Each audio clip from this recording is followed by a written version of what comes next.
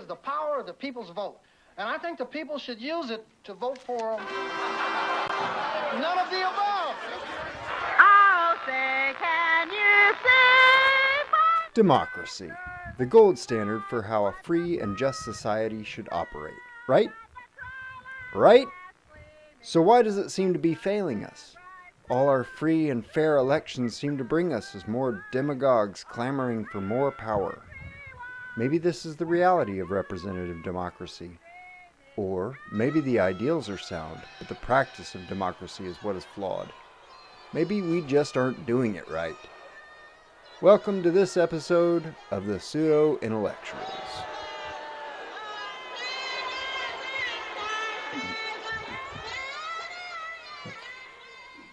Yes, that was the soothing voice of Roseanne Barr singing our national anthem.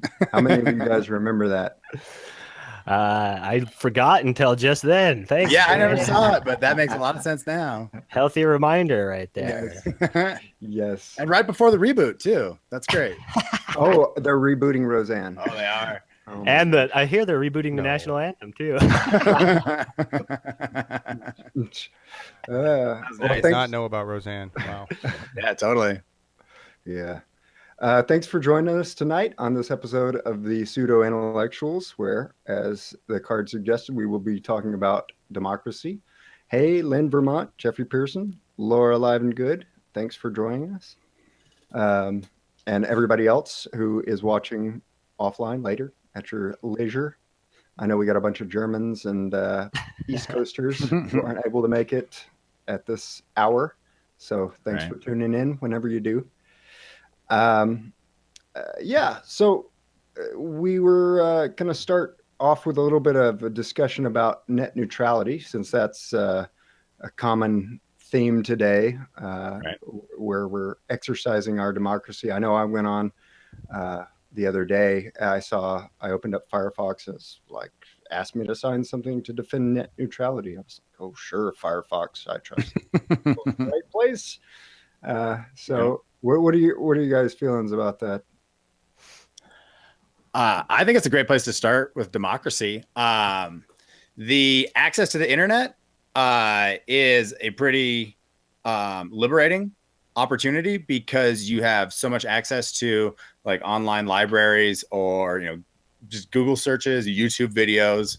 I saw a thing about a lady figured out how to build an entire house out of watching YouTube tutorials, which I think is really intriguing and cool. And then that infraction, I think, the intrusion on net neutrality is an effort to limit that knowledge, that access for financial gain. So I think it's pretty anti-democratic. I think I can go ahead and say that. Yeah. I mean, I know when I was a kid, we didn't need a download of the anarchist cookbooks to That was like one of the first things you did. Yeah. That's common knowledge. It's passed down from kids who have older brothers and stuff like that. It's not. And then they have take things out of the public domain. Documentary now about how that dude is like all against anarchism and he regrets writing the book and stuff. And you're like, well, that's disheartening. That's like a real establishment type thing to do. Well, I don't know. I really.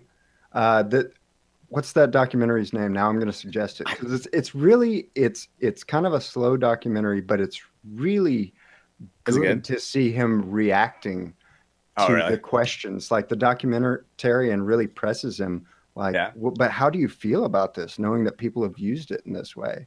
And he really has to think about it. And he's like, I don't like it. I'm not happy I said those things. And stuff like that. So he's very introspective throughout it. And he gets defensive, but then he realizes he's being defensive, and he says, this is the stage in my life, and it's things that I believe, but if it's inciting violence, it's not worth saying. That's true, and I appreciate that. Mm-hmm. So and I see we're getting more people here. Sorry, Paul, for cutting you out. Oh, you're fine. Al and Real Jingy, welcome. Nice. Lucky Doodle. And we're gonna start with a little clip with the ancient Greeks, we're going to go back to the ancient Greeks. I was given a little bit of hell because we have a tendency to start there, but it seems like a logical place to start. Eventually, we'll stop talking about Plato, or I will leave the show. That's right. That's right. I think it's fun. So. Yeah, we'll go ahead and play this, and then we'll have a little discussion about that.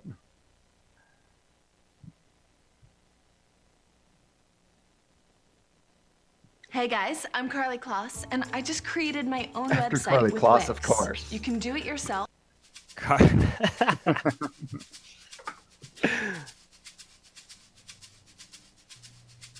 We're used to thinking very highly of democracy, and by extension of ancient Athens, the civilization that gave rise to it.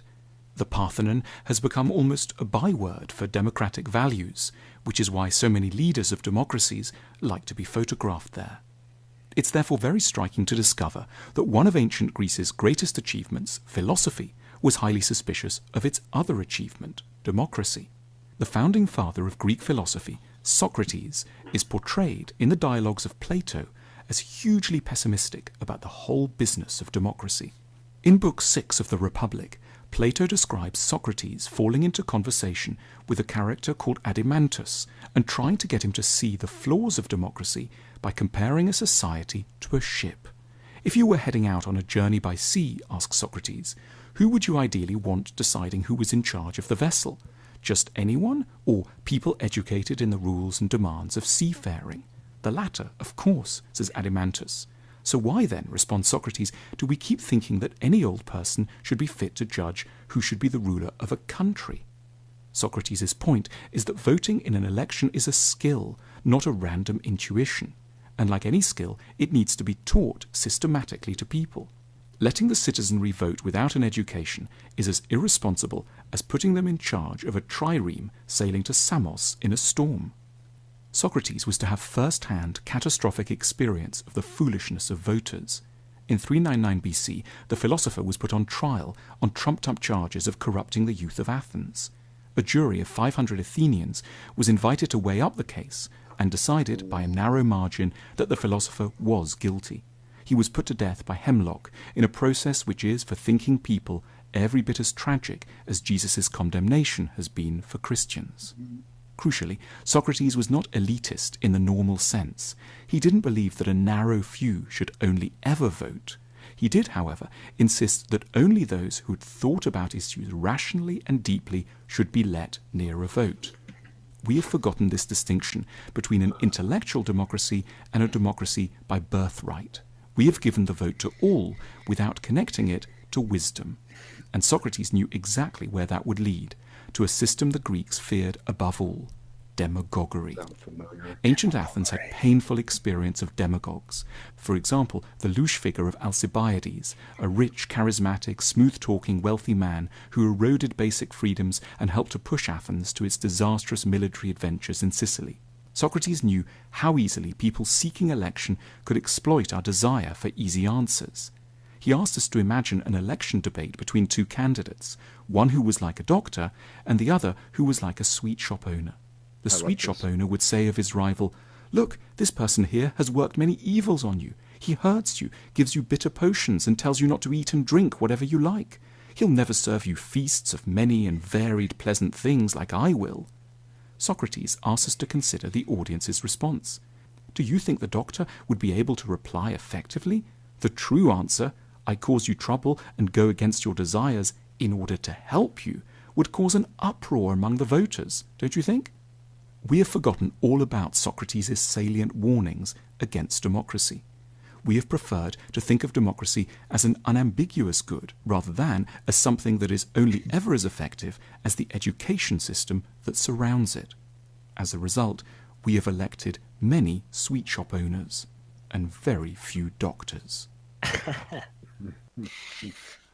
Oh, man. Not enough hours in the day to digest all of that. I thought it was a good example of the state we find ourselves in today. Demagogues? What? What demagogue? Name one. Well, that has any significant city full position of of them. power. We've gone below. So what do you guys do? Though. Sorry, what? I think we've gone below the sweet shop owner. We've hit new lows. Yes. Yeah, reality TV show star might be the lowest of the low. There you go. So how do you guys react to Socrates? Do you agree with him? Do you feel like he went a little overboard? Do you think democracy does have some merits? Well, first of all, I mean, I think one of the main things to take away from that is that democracy is not a flawless system, and that we need to stop making it like basically an end to political development. Because I think that's true, that there's like a fetish for democracy, and we almost accept it as something that we should spread all over the place without even second consideration of like the particular context. As like a self-evident truth. Exactly. Yeah. It's like, it's strange to think that we've reached the end of political development, but with democracy, many people seem to think that that's the case, that democracy is the end and we just need to adapt it and keep manipulating it. And I think Socrates is right to say, let's point out the weaknesses. Let's see what the flaws are of the system that has been fetishized for quite a long time, obviously since ancient Greece, you know? Right. Totally. So social mobility seems to be the real luxury of democracy, in that you can, as long as you're like part of that nation, I mean, in like the most basic idea of it, you can be the lowest of the low or the highest of the high, and you have the same level of influence in the government. That's what makes it like appealing, is the illusion of sameness, at least in like that realm. Do you think that that's what Socrates was advocating for when he was saying that, well, I mean, it's obviously what he wasn't advocating for, but when he talked about, training people in wisdom before they could actually access the vote, seems like just more of a way of modifying democracy, like a representational democracy is like modified in order to kind of circumvent like inherent problems that I think you're talking about, Paul. Like, you can't expect everybody to have the same kind of level of understanding or direction in like a basic democracy. Is that right? Yeah, absolutely. Well, and I think, I mean, that's something we should get into, I think, when we talk about our criticisms. But yeah, I think honestly, if we're going to talk about democracy, we should probably first off describe how, even though we're going to criticize it, we're not completely condemning it. We don't want to just throw everything out. We're just trying to de-fetishize democracy, which is a very good thing. Like, whenever something becomes so ingrained in people's common day practices, it's a good thing to just objectively view that again and step away from it. And I think that, if we're going to talk about the virtues of democracy, one of the virtues that we should definitely discuss is that it's meant to empower the people. That's what democracy, in the root words of democracy in Greek, mean. Demos means people and kratos means power. So it's people power. And obviously I'm a strong advocate of that. I definitely wish to empower the people. And I think that the fact that that's like the root linguistic sense to democracy is very encouraging, and that's a very strong argument in favor of democracy.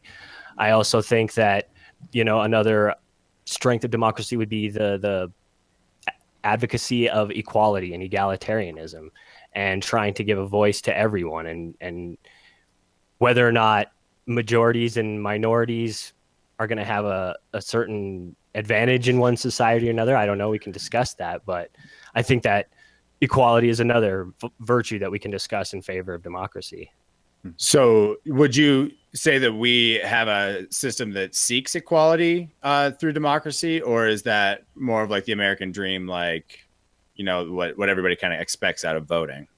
Yeah, well, and I'd say that's what we're kind of coming down to as like the crux of our episode here, is that democracy is great in theory, but oftentimes in practice, it cashes out quite differently than we envisioned in our ideology. Right, exactly. Like taking democracy to Iraq. Exactly. How it's still a war zone. That's not democracy. That's just mutual suffering. Enforcing democracy through warfare is an irony that's kind of hard to get around. Right. But yeah, I mean, I think yeah, basically what I wanted to show is that we're not just complete anti-democratic people, or at least I'm not.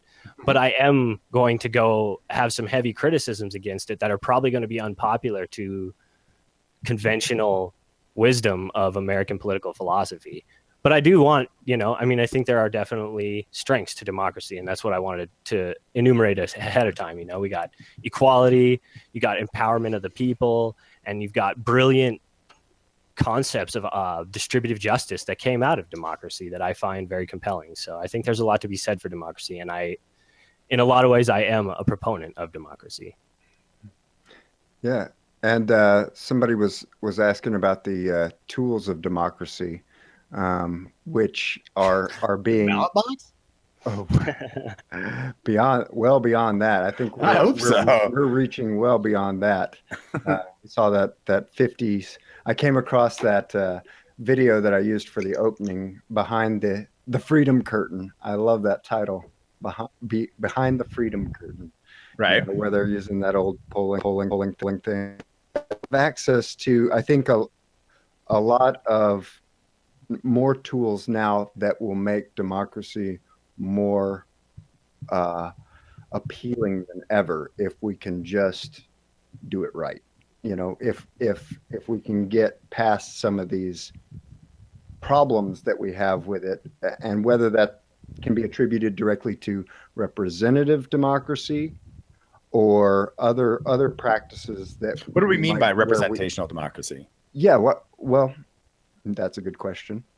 So, is there do you guys have a formal idea, or are we just kind of spitballing this? I don't have a formal definition in front of me, but yeah, go ahead. The Electoral College,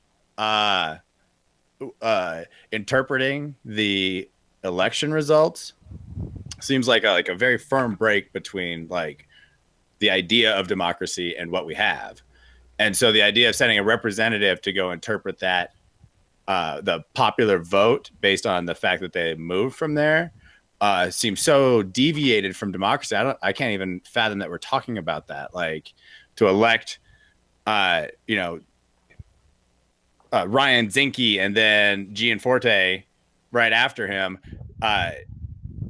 as with this unlimited funds and super PACs and stuff, seems so far outside of what democracy of every person having a vote and it's your obligation to go down and vote. I can't even call what we have a democracy. What you participate in is more who is your master instead of who, what is your will.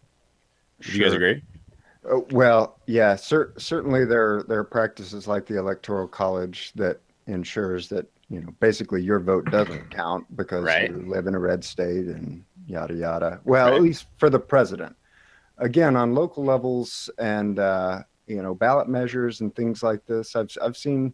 I mean, Montana had Roscoe. Roscoe was a Democratic governor. There are plenty of. When you look at the national level, I feel like democracy really breaks down no matter whether that's because, and the Electoral College is certainly a part of that breakdown. I feel like. Right. Well, that breakdown is largely because of the people distanced from making decisions of their own life, and I think what we're getting down to is that the problem with representative democracy is, to a certain extent, it's just outsourcing political agency. Exactly. And when you vote for somebody, look at what happened with Bernie and all the awesome political energy that Bernie Sanders generated. And people, instead of using that political energy to organize together to be able to build a community or build gardens or whatever the hell, they pour all that political energy and momentum into understanding the intricacies of the primary system or the electoral system, and all this political capital, if you will, goes into understanding a system that's just stupid and isn't worth that time. And we're busy negotiating the ridiculous aspects of this system that we've been given, that a lot of our political agency and our political momentum is drained into these single candidates that may or may not stay true to the word that they say they're going to represent when they actually get elected. So it's such a weird amount of trust that we put into a system that just proves time and again to completely dilute. When we're talking about the distinction between theory and practice, The theory of democracy is to empower the people. But when we look at it in practice, that power is drastically diluted by lack of communication. Hang on, I want to jump in here, guys, because I'm listening to you talk, but you're talking about the symptoms. You're not talking about the real cause, and that is the reason we have representational democracy now is because we have not had the means of communication, of organization and communication for us to be able to have a direct democracy until today. We cannot forget that in 2000, the Supreme Court gave the presidency to George W. Bush despite the vote. That, I mean, we do not live in a democracy. Like, it is right. We have flaws in the. What I'm saying is the communication systems that we have, and voter booths are part of that communication systems. They have been flawed, created, and corrupted over decades of time to make up for the main issue, which is the lack of ability of our entire nation to communicate. And now we have the ability to do that. That's what's been changing the cycle. Is we have the internet, we have been communicating. We could have a direct democracy. We do have blockchain. We have all the technology we need to do a one-on-one representation, except all the power's in the hands of the people that have made it very simple for them to stay in power. And the net neutrality comes back to that. Yes, it does. And that's one of the throttles for it. Is, absolutely. Right. Totally. And we have this democratic power of the internet, but we also have the social political context that we were born into controlling how we react to this environment. So it's like, we have the power, but we are also completely conditioned to think that we can only operate within this system. And that political agency always has to be outsourced to representatives is something that we have to defetishize, I think. And we need to stop thinking that if we just find the right representatives, we're finally going to have a correct political system. And I just don't know that that's the case. I think there's certain things that we're going to have to start facing the facts that don't have to do with the will of the people. Like, eventually we're going to have to see that there are duties that we have that have nothing to do with what we want or what humanity demands. Like, we'll get into it later, but for instance, like the environment, like we have a lot of people don't want to admit that we have a dictator. Well, we do. We have nature, we have reality. And a lot of the times we have people that just, well, if I don't fucking want to believe in that, I don't believe in that. Well, it's like, well, if you don't want to believe in reality, then I'm going to just have to say tough shit. And it's time that, regardless of democratic consensus, I'm sick of having to have to appeal to people that believe in fucking unicorns or creation or any of that like crazy shit that can't be proven. You can have your personal beliefs, but when that shit starts to bleed over and influence people on a social scale, it's unacceptable. And to me, democracy gives the same voice to people that believe in unicorns as people who have fucking PhDs, and that's disconcerting to me. Right. Yeah, it's like you can get creationism taught in schools if you get enough votes, enough support in the localities. And it makes sense, but it's such a slippery slope. I mean, if you're going to start doing voter tests or whether it's it's an uncomfortable conversation, I know. But that's what I'm saying is these uncomfortable conversations are going to be necessary. We're going to have to start having them because we can't wait for like democratic consensus to start abiding by nature, to start abiding by climate. If we don't want to destroy the planet below us, we have to start abiding by nature's mandates. And if democratic consensus doesn't get us to that, then I have to be critical of it because I'm tired of human needs outweighing everything. Like, the only interest democracy ever seems to take seriously is human interest, and that's a problem. Yeah. Well, I see a lot of fans in chat of direct democracy. Yeah. I'm wondering if we can ever fully have a direct democracy or if it won't still be representative. I mean, to some extent, basically, I'm not going to stay informed on everything. I just can't do it. There's no way I can. I have to trust people. There are certain people in my life who I trust to give me the correct information to keep me informed about what I should vote and what I should do and things like that. They're just people that I put my trust in, and I reevaluate that trust from time to time, obviously, because it's good to do that. But without them, I don't have a basis for, again, even with the internet, I can't possibly stay that involved with my own government, So at some point, I do have to rely on other people, other representatives, even though I'm not electing them, I'm kind of electing them into my life to represent, their views on something for me. Right. But leadership, I think, ultimately is what that Socrates' concern was, is how that leadership will be derived. And so a demagogue is just someone who has a negative impact on the citizenry through their leadership. Alcibiades was like an admired leader. He just was crap. Caesar was an admired leader and he was very successful, but he was stabbed in the back for like the suspicion that he was going to become a tyrant. Like the diffusion of power after the French Revolution, that was the whole function, was the transition of power, especially leadership of countries, from monarchs to merchants. And I think so much of what we're talking about is colored by that because of that social mobility and that equality that we were talking about as like a boon for democracy. It's not inherited. Merchant power can be created or destroyed, whereas monarchical power was transferred through generations. That transition is relatively minor in what we're talking about, like 1500 year whatever, but that impact on society is pretty drastic, I think. And the way that society is structured then changes. But in order for democracy to work, especially in such a drastic scale, for you to win the election, you have to run such a successful marketing campaign like Obama did and was rewarded for, even with a Nobel Prize before he even took office and did anything.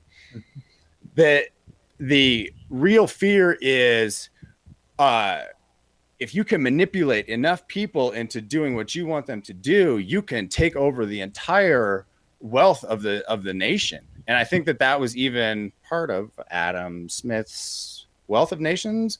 I can't remember who wrote it. Anyways, founding father. But was the idea that the real power would be vested in the few, the educated in how governance works, those that are familiar with Washington, D.C., Why can't that be everybody? Like in a real democracy, the citizenry is educated, and if if Marcus were here, if any of our Germans were here, they'd be saying, well, our democracy is doing pretty well because our citizenry has made sure that it maintains itself educated on what's going on. The level of education may not be of the highest standard of the people it's representative, but everybody in Germany is at least educated enough to make halfway decent decisions and keep their government from being wholly corrupt like ours. That's the difference. So, I mean, don't you think most of what you guys are talking about could be fixed if we put enough people in power to change our education system? Absolutely. Or at least to try to emphasize being more intelligent. I don't know if the education system is the way to do that. I don't presume to know. I'm just thinking, that's my biggest problem is I find a bunch of dumbass Americans making dumbass decisions on behalf of all of us because of their, Jesus Christ, a wall, a fucking wall, really? Belief in religion, all of that belief. That's no offense to everybody, but any beliefs like that stem from, because I know you got on it, Paul, but those kind of beliefs stem from lack of education. Absolutely, belief in creationism comes from lack of solid education, I don't know. There's a lot of ways to know things, and that method of transmission of information, the Bible or whatever, can definitely be like exploited and manipulated. The essence of it, that's why I love It's Always Sunny when they're having the cereal defense about whether you could drive with a bowl of cereal or Frank could get across town without glasses or whatever. But Mac makes a really eloquent argument about how the best wisdom of the time is not necessarily the superlative or the end mark. I think the same is true for democracy. But the point about science is that it is the best that we understand now. That's totally true. But this isn't like the end of political discourse. This isn't the end of scientific discourse. We are trying to improve that, and so refining the process. I agree, and doing it on a small scale, I think, is a way to directly access the feeling of making progress. But this Citizens United thing, you can't access that level of control. It's so big that eventually we're going to be confronted with the next question of too big to fail, right? And the last time we totally failed, right? And the next time they jam it down our throats, it's going to be harder and harder and harder until the system breaks, until they can't do a too big to fail anymore, because that's the whole point, is it's too big to fail. We as a society need to be able to recover from these crises, and that's where direct democracy, community action, that kind of stuff becomes so important. Is community gardens are a way to react to massive food shortages. If you can turn a garden into it, it's so much easier to turn a park into a major garden, that the community can react. And I think that we're going to end up cracking for our size. We're trying to carry. So part of what it sounds like you're saying is response rate. Direct democracy would help in response rate and being more adaptable in certain situations. Mm-hmm. Right.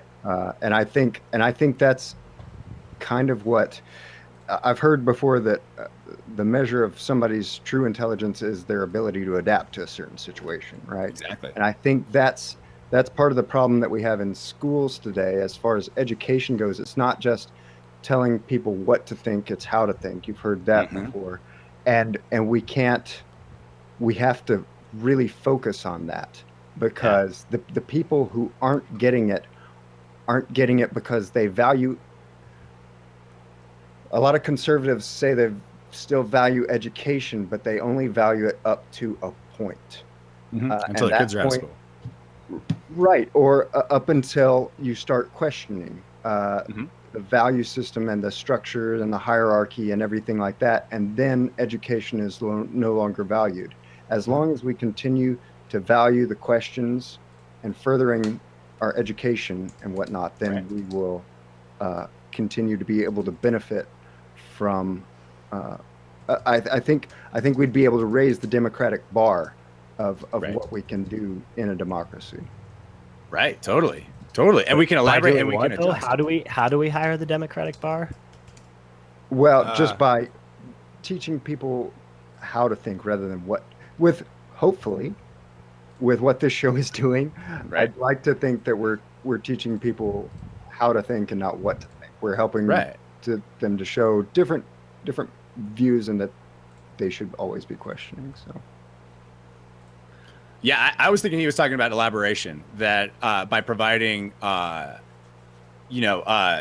access to power, and then being able to react regionally or locally with creative solutions to, problems that come up, that can then improve the system itself. Kind of like code talkers in World War II, right? This is like extremely repressed community, society, with a unique language that they could not, that was difficult to break in code. And so by using the Navajo language, I'm pretty sure. Right?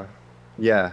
It's that source through novelty. Navajo, right? I'm assuming everybody knows what I'm talking about. Yes. Yeah. But anyways, that by affording communities that local identity, that was an advantage that the whole group could maintain. And so by giving a little bit of freedom, instead of like if it had come down to the popular opinion of whether Bernie or Hillary, and it had carried, and we had gotten Bernie, that kind of local participation in the Democratic Party would have vitalized it. But instead, it's totally poisoned it, And so it's the rigidity of the system that makes it incapable of responding to change. Yeah. So novelty, right? Robert Davis, you had a comment. Something was bullshit you said, but I can't grasp what it is you were calling bullshit. But and nobody's guessed the movie clip in the beginning. So I'm going to go ahead and throw it out there. That was from Brewster's Millions, which is a little 80s movie starring Richard Pryor. John Candy, I believe, is in it. It's a wacky, goofy, typical 80s movie. Richard Pryor inherits all this money, but it gets poignant near the end, where he starts running against two politicians, and it gets so ridiculous because they start it becomes about who can outspend each other and who can who can pander to the base more and all this kind of stuff. And Wait, so that's ridiculous. I should hope so. Sounds like reality to me. Yeah, exactly. And this was back in the 80s. And that's when Richard Pryor starts this campaign where he's actually running, but he says, vote for none of the above. Because none of us are going to do a good job if this is what if this is what you're left with, don't vote for any of us. And at what point do we say that about our own candidates? And we does it become just this giant protest of like, I'm not going to vote? Or does that, I haven't seen that successful in any other countries, but not that I've seen, but from what, anyway, I won't go there about, Right. No, I think that's an important part of the idea of a democracy, is that I may not share your opinion, but I'll fight to the death for you to be able to express it or whatever. That part of what we consider our democracy, that like First Amendment to the Constitution attitude thing, I think is really valuable, especially if you apply it to participating in a democracy. I totally take absolute responsibility for my indulgence in the luxury of not voting. There are a lot of places where that is not, that to refuse to participate is not afforded you as a luxury, and that it isn't, punishable or whatever. I don't like the being subject to a leader. I really identify with Socrates and his willingness to suffer Athenian law, but his refusal to participate in it. And so I feel that I am, in a sense, non-violently protesting the election. And I am game to debate that if that's something that anybody wants to go on. That's totally fine. You're okay using the socialist services of this country, but you won't help in the democracy to keep those services alive? I don't feel that it is actually a direct participation. After George Bush was elected, I lost all faith in our democratic process. And so to say that I am not performing a duty is tantamount to saying that I'm not sharing the blood that is forced on our hands by people who abuse and distort the will of what they call the people's will. And I will not indulge in that abomination of our humanity. So now I don't vote because I don't want to take responsibility for the wars that we commit. Well, there you go. So you don't vote because you don't want to take responsibility, which means you don't want to take responsibility for possibly fixing it either. Fixing it? So a pacifist by George Orwell is basically as bad as a collaborator because you're refusing to take action. That is true. Voting is the one action that you still have that might actually accomplish anything, because we know that protest doesn't do shit, right? So... But voting is the only action that makes any difference, because that's how this system operates now. It's the conditions that we're born into. And that's my problem, is like, if voting actually made substantial change, I would be all for it. But we've proven that even on the national scale, look at how it cashes out. Mm-hmm. All these people, these wonderful people that put all their blood, sweat, and tears into these elections, all these progressives that mobilized and did all this amazing work. Mm-hmm. And what did it end up? Hillary and Trump won. That's the fucking result of our so-called democracy. Exactly. But it is untenable. But it actually ended up unifying us against climate change. It unified the world against climate change. It unified the EU in a way against Trump. Mm-hmm. And I mean, you can say, oh my gosh, look at what's happened. What happened is exactly what needed to happen. The people were so pissed off about everything that they said, we're not going to have it this way, right? Mm-hmm. So I think everything that's happened so far has been a boon for democracy, and I can't wait to see how we turn the pot. Totally. Absolutely. Yeah, I think you're right in the sense that now people are empowered, but I don't think they're empowered because of the system. They're empowered because they've realized the power that they've always had. Exactly. And it's because of the system that they've been distanced from understanding that power. It's because they've been told all their life, vote for the lesser of two evils, go to work, put your fucking head down and shut up. Mm-hmm. And people aren't doing that anymore. And I think it's because they've realized political agency doesn't just have to be invested in representation, that they can take power unto themselves and act completely autonomously. Which oddly is part of making a democracy function too. Oh, absolutely. I'm not, like I said, I'm not opposing democracy like whole scale. I'm pointing out weaknesses in democracy and trying to defetishize it. Agreed. But I think that there's absolute strength. I want to empower the people. I want people to be invested and make decisions for their lives. But I also want people to understand the responsibility that goes into making those decisions, and that a true democracy is probably going to scare most of these people that act like they're proponents of it, because it's hard fucking work and you have to work at it every day and you have to be invested in it every day. And I'm talking, and all these Trump supporters and people that claim to love America and democracy, if they saw the real work it took, would run scared. So I just don't buy this American love for democracy, because I don't think most Americans don't even understand it and how much work it actually takes. Totally. Well, and I'll tell you what I see from being doing the work and being part of the Benton County Democrats here, and we get to vote on, rarely is it a close election regarding whether or not our wing of the Democratic Party of Oregon supports any given measure that's going to be on the ballot in the next cycle or things like that. And that in and of itself is empowering in a way. It's usually fairly close to unanimous, usually 90% of people. There are a few contentious things that don't get on the ballot or do, or we don't support or do. But by and large, it's easy to have that democracy in a room full of like-minded individuals. You know, and you mean like three white dudes doing a show? Yes, exactly. That's why we always achieve consensus, right? You know? Hang on, though. I want to jump in on that, though, because what you're saying there is that it's easy to have a democracy and a whole bunch of people that reach consensus. In my mind, or that have consensus already, right? A bunch of people that know each other. Can I take it a stretch there and just say they know each other? Yes. Okay. Right. So all that really is exactly what we've taken away from us, is our sense of community, getting to know each other again, and that I mean, we're blaming other people on that, the people in power that have taken advantage of this, but really it's our fault. You know? Yeah.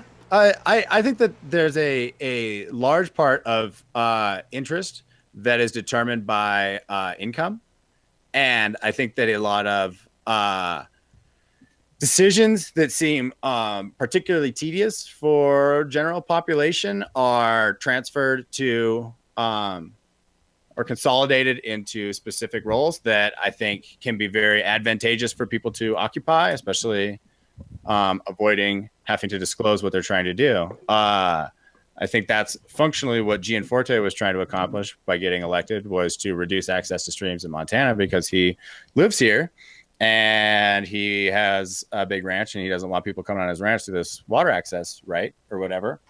I think that when we talk about democracy, there's a disproportionate amount of access that is afforded to high income participants. And I think that convolution of democracy is supposed to be protected, or is supposed to be at least guaranteed by the system. And I think that we keep seeing these giveaways.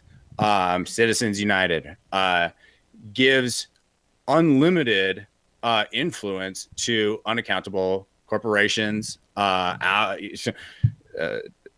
governments. This whole Russia argument is irrelevant because of Citizens United, because they have access to infiltrating the super PACs to influence the government. That's what Citizens United did. So yeah, of course they participated in our election, and they totally convoluted it. Here's the question, Chris. Okay. If you take the money out of the democracy, okay, so just take it out, strip it out. Let's say we're even better than Germany. Okay, we've got no money at all. Is it fixed? Or is there other parts? No, because the system established is on capitalism, so there will always be the preference for those with influence. So you take money out of it, it'll just go behind the scenes. I think capitalism is fundamentally the problem with our system, and it's that we are suffering from the same limitation with it as we are with democracy. It's a lack of creativity. It is a lack of novelty being able to be introduced to the system in order for it to respond to unique changes. That was the whole point of the Civil War, was one side telling the other side what their economic system was going to be. And that came down to this romanticized notion that, you know, Lincoln freed the slaves. Well, not really.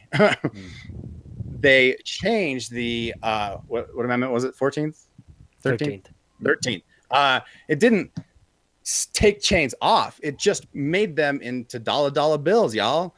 Like the function is to keep is to consolidate power. That's all government ends up doing.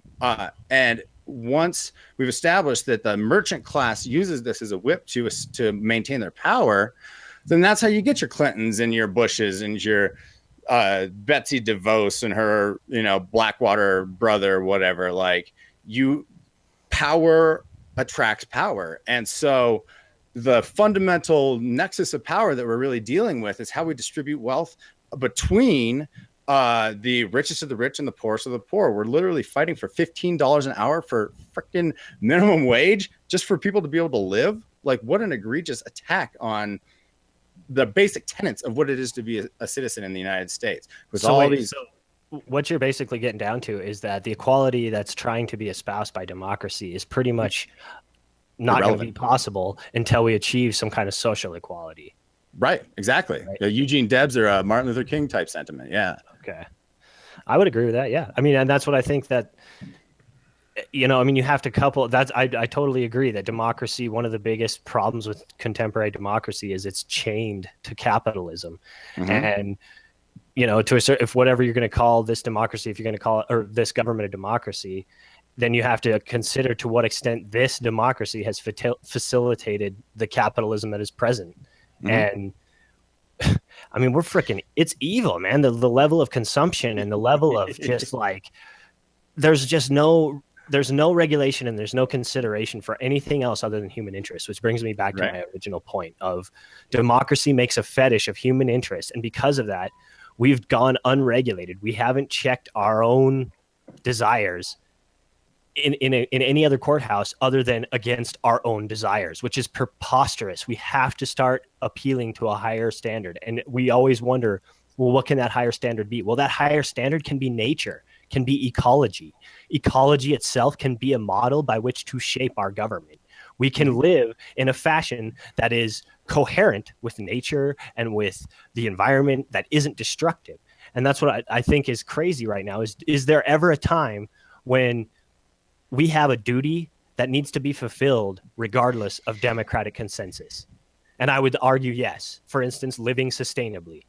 If we wish to survive as a species, we can't wait for everybody to vote in favor of fucking taking climate change seriously. We just can't. Like, it's no longer an option. We have to start addressing this problem regardless of what all the morons in America think is the actual issue.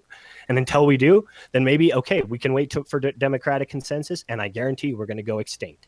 Do you think that we could adapt the internet to facilitate that kind of a consensus and circumvent this voter fraud accusation to, purge voter rolls and prevent people from accessing the vote? Like these abuses of democracy. Doubts. I mean, I have doubts. Like we just talked about how stupid people are, and I totally am in that camp. People are really dumb. Like I said, people are talking about Russia. They're talking about walls. They're talking about everything that doesn't fucking matter. And everything that does matter seems to be completely fucking like marginalized. Totally. And it's infuriating. And you want me to take this shit seriously and say, yeah, let's give a democratic voice to all those fucking morons distracted by the circus that is the Russia fucking narrative. Is there something there? Maybe. Is there not something there? Maybe not. We'll fucking find out. All right, I got but two. Go ahead. Sorry. Go ahead. I got to stop you there on the Russia. I got two questions for you. But the first one on the education, it sounds like you got back to education there on me, right? Yeah. Really? You're saying people are stupid, so that I still think democracy can really be fixed in a lot of ways just by educating the people. I totally agree. Totally, but who picks what that education is? Well, and that can be done locally. Right now. That can be done locally. See. Well, Betsy DeVos could have a different attitude also. The point is that it's consistently elected that what is the Texas textbook makers are the ones that pick what the freaking shit is. So if you get like one publisher down there to publish that's a crazy movie that everybody should check out. I think it's called the Revisionaries, and it's about it's like one little school board in Texas decides the textbooks for most of the country, and they're creationalists, and they it's insane. Before they do this decision, they say a prayer before they decide what's going to go in textbook. It's like one of the most infuriating movies I've ever seen in my life. Right. So yeah, watch it and then put your fist through your computer. But that I always heard that was a function of when Rockefeller was helping design the education system. He wanted a small group that was capable of making major decisions in society, and a very large group that was trained to be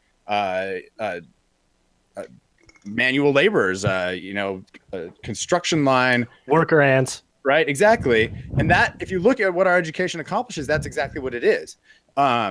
Social control. It was designed that way systematically. It was to emphasize at the time VICA and industrial arts and home ec, because it had this programmed idea of what society should be and then imposed it. And that's actually a function of democracy, is the propaganda it takes to consolidate attitudes down to, are you a Hillary Clinton flavor or are you a Donald Trump flavor? Like that identification is just a lesser of two evils, right? And as a society, we can't grow from the reductionistic approach. We have to be able to elaborate. We have to be able to provide new leaders with creative ideas. That's where I would agree that Bernie could accomplish a lot, is that he's at least creative or unique enough to provide some novelty to that position. Yeah, he challenged the status quo.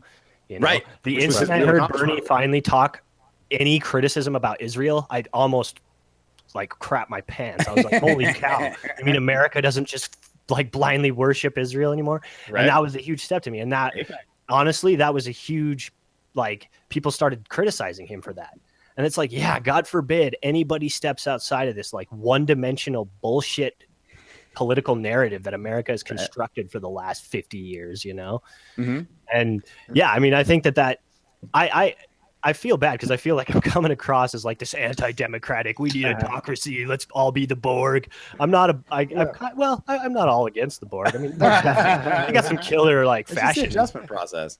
They were able to assimilate, and once you were assimilated, they were pretty harmonious in their decisions. Yeah, they seemed pretty happy. I mean, even if you get shot, you don't even hurt. You adapt to getting shot. Who cares? Right. So I want to ask you my second question though, Paul, because sorry. No, that's all right. It's all right. This has been a good discussion, you guys. You were talking about survival, and that it's our duty.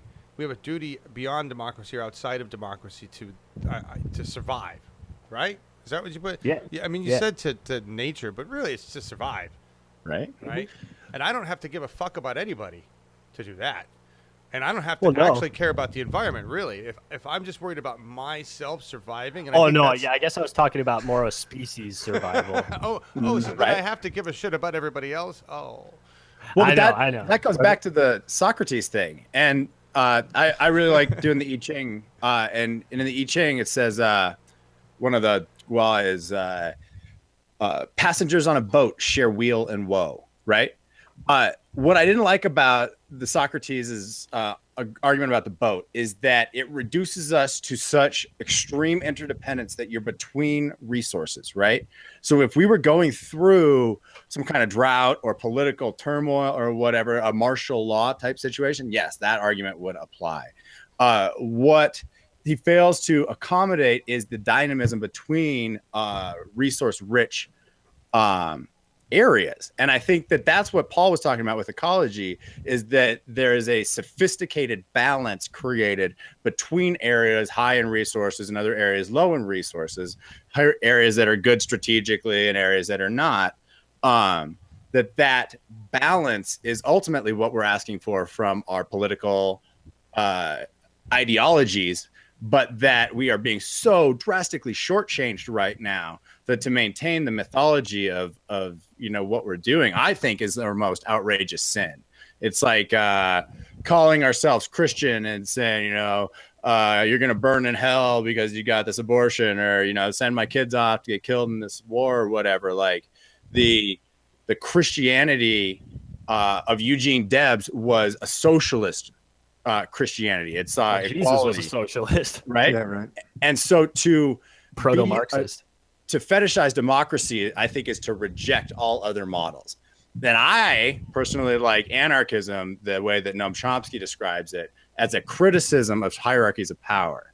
And to criticize that power and to make it justify itself is every citizen's responsibility, right? And if that system cannot be justified, it must be dismantled to maximize freedom, right? I think that's what the Patriot Act, how the Patriot Act needs to be interpreted, is if it no longer justifies its utility, it must be dismantled.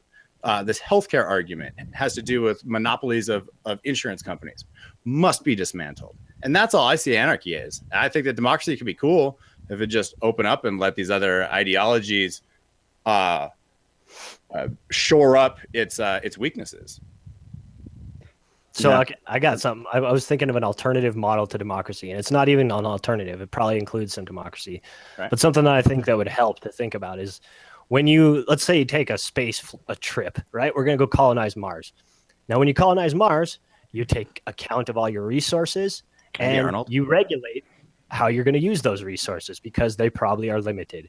Now, what I think we should do on this planet Earth is roughly about the same thing. We have, like you said, we have technology. We have computers. We can do amazing calculations. We could calculate all the resources available for humankind and make a very good estimation of how those resources can be used in a sustainable way and use them in the same way that we would use resources on a space flight. Because why? Because that's the responsible way to go about using your resources, is to assume that you're not just going to have them infinitely into the whenever. And that's what I think it would be one good way to look at organize ourselves as though we don't have unlimited resources till the infinity of time, that we should maybe control ourselves and use the fact that there is a limitation to our resources as a way to maybe control ourselves and our consumption and what we can do with our planet and those resources. All right, I think that's very Rather than sound. using- I just yeah. want to jump in here. There's some comments, and we're actually out of time. You guys have had a lovely discussion here, but Oh no, sorry we went on. Sorry that's all guys. right. That's all right. I do want to say, and I often win this award, so I just want to make it clear first of all, to Metalhead and everybody out there, Jilly Love, I feel you, what you're saying there. Poor choice of words. I often say the same thing, and I usually win the white privilege award. Paul, you won it tonight. Oh, nice. Calling people stupid when we really should say uneducated, undereducated, or ignorant, or maybe ignorant's not the right word anymore. I still am okay with fucktard. Some people say it's not. Choosing the right word. I'm just saying the problem, we are being a little harsh towards human beings in general.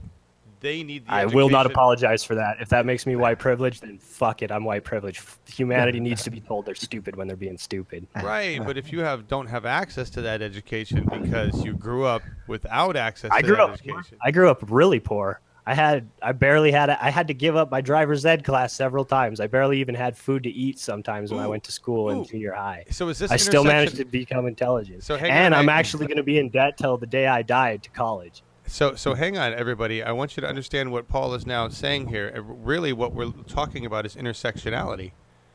Yeah. All right. Yeah. So now it becomes a question of Paul's own personal experiences and where he is now, and the reason he talks the way he does. And boy, that's a whole other discussion maybe for next. Yeah, time. Yeah, Absolutely. another show. Hey, don't we have another show coming up in a couple of weeks? We do. We do. Buddhism. Right. Yes, This is gonna indeed. be way different, isn't it? Be talking Thich Nhat Hanh. Woo. Well, that a some ninja? of the three noble principles, samsara, all that kind of stuff. I'm definitely talking about Alan Watts too, so just get ready. It's gonna be fun. Don't know any of these people. You guys in the audience, by the way, you're fantastic. Thank you for listening to this. Yeah, thanks everybody. Thanks, for coming guys. out. Great. And and we're gonna go out with some anti-flag here. Hopefully, it's not too much an affront to your sensibilities, but we're all punk rockers, and we thought it the tone of tonight's piece. So, hope you enjoy it. Bye, everybody. Thank you. Hang on, I'm going to let you do that, but you guys really didn't even talk. You take 1 second and explain why the Bodie McBoatface article and why it's representative of our democracy right now, because you really nailed it tonight. You talked about it, right? Yeah. Right. Yeah. It is kind of the quintessential democracy fail in my eyes of how, and this is something interesting too, because it's an internet, because of the internet, you know, people familiar with this story, the Brits had this boat that they wanted the internet to vote on, and the internet got together and decided to vote Bodie McBoatface, the name of the sailing vessel. And then in the end, they said, "Oh well, we can't name the boat Bodie McBoatface because, you know, that's just not going to happen." But then what did they name, John? One of the life rafts or something? Yeah, so the boat ended up being named the Sir David Attenborough, which I thought was very regal and nice.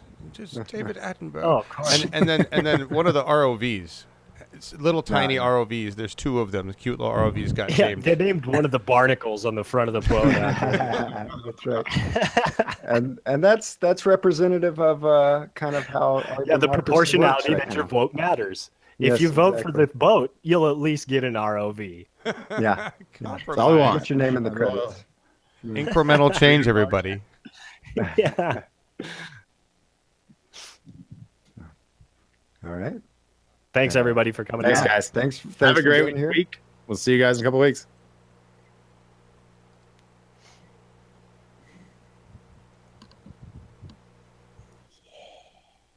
This song's called "Their System Doesn't Work for You."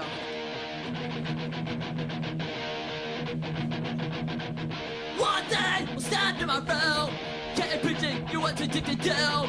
No one's been happy with me, 'cause I'm not what you want me to be. No.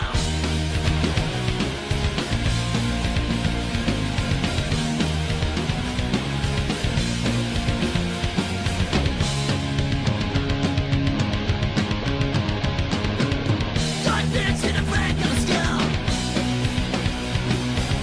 God need me to be a little dumb. Yeah, I'm missing out on time in the same. That's another one for your man. I believe what I say is true. Sometimes I want for you. You be where you want to be. But I'm the truth that you're coming on me.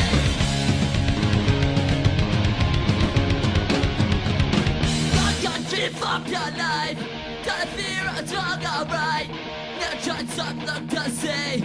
You're exactly what you told to be.